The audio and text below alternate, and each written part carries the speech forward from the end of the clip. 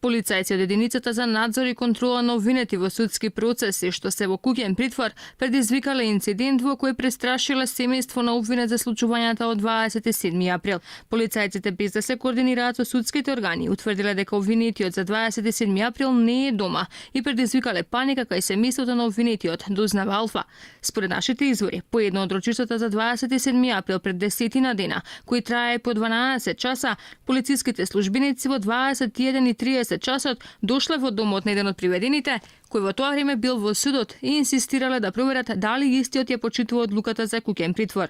Семејството растревожени од ваквата посета вела дека полицајците воопшто не били информирани дека обвинетите се уште во суд, поткако се консултирале дека се во судот, заминале од домот на еден од приведените. Но ова не било единствениот случај. Истите извори велат дека и при други рочишта кои трае до дуцна навечер, полициски службеници само половина час откако ги спроведувале приведените до домовите, вршеле проверка дали се почитува судската одлука. Пред неколку дена, судењето за 27 април траело од 10 часот наутро до пред полноќ, поради што сите обвинети во куќен притвор не може да бидат дома ако во истиот период полицијата врши проверка на почитувањето на одлуката за куќен притвор.